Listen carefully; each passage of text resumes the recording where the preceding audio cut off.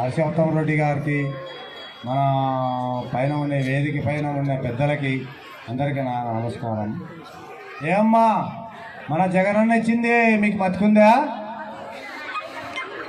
జగనన్నను మర్చిపోతారా? రేపు జగనన్నను మరిస్తే మీకు ఇటువంటివి ఉండవు. చేళ్ళ కూలిపోయేదే ఉంటుంది, అంతే తప్ప ఏముండదు. ఇవాళ జగనన్న 10,000 మనకి మా అక్క చెల్లెళ్ళు బాగుండాలని మంచి చీరలు కట్టి మంచి బొట్టు పెట్టుకొని మా అక్క చెల్లెళ్ళు నాకి కనపడితే నాకు చాలని ఆయన కోరికలు ఉన్నాయి. మరి ఆయనను కూడా మనం తమ్ముడు కొందరికైతాడు, అన్న కొందరికైతాడు. కాబట్టి ఆయనను కాపాడే సొమ్ముతో మీలో ఉందా? ఏమన్నారు కదమ్మా, ఉందా? మరి మా బాబా ఒకవేళ సరాయి దాకా ఆమకం పోతే ఎట్లా?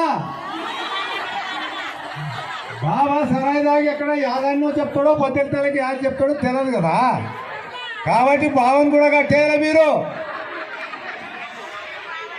కట్టేసి జగనన్నను గెలిపించడానికి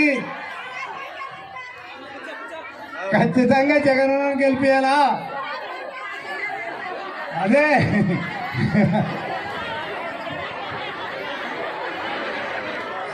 జగనన్నను మాత్రం గెలిపించాలి. మర్చిపోవాకండి, ఎలక్షన్లకి 3 నెలలే ఉండేది. తప్పనిసరిగా రెండు ఓట్లు ఫ్యాన్కేసి జగనన్నని మతికిరాని ఓటు కాటికి అయితే జగనన్న మతికి రావాలా? మనకి ఎన్ని కొట్టాటలు ఎన్నున్నా మన బావని ఎమ్మడి పట్టుకుపోయి ఓట్లు వేపించే భారం మీదేని నేను అందరికీ మీకు మగంగా చెప్తున్నా. కాబట్టి బావని విడిచిపెట్టుకోవాకండి. బావని ఎక్కడ తిరిగి ఎమ్మడి పెట్టకుండా అమ్మ మనకు నమ్మకం లేదు బావ ఓటు. ఖచ్చితంగా బావని ఎమ్మడి పెట్టుకొని పోండి. ఎందుకంటే జగనన్నని మీరు గెలిపించుకున్నారా? మీ అన్ననో మీ తమ్మునో మీరు గెలిపించుకున్నారంటే మీరు అందరు ఏకమవుతారని, అందరు గెలిపిస్తారని జగనన్నకి చాలా ఆనందంగా ఉన్నారు. చూడండి మీరు మరి ఏం చేస్తారో అక్కగాళ్ళు చెల్లెళ్ళు ఆయనకి. ఆయన మాత్రం పిలిచేదే అక్కగాళ్ళు చెల్లెళ్ళు అంటుంటాడు. కాబట్టి దయచేసి ఆయనకి మళ్ళీ మొక్కి చెప్తున్నా. మళ్ళీ మనం జగన్మోహన్ రెడ్డిని ఇట్లనే ముఖ్యమంత్రిని చూస్తే ఈసారి తర్వాత మళ్ళీ ఇదే మీటింగ్ జరిగితే మన జగన్మోహన్ రెడ్డినే పిలిపిస్తాడు ఖచ్చితంగా. మీకు ఆయన అనుమానమే లేదు. తింటా జగన్మోహన్ రెడ్డి వచ్చి చెప్తాడు మీకు అందరికీ.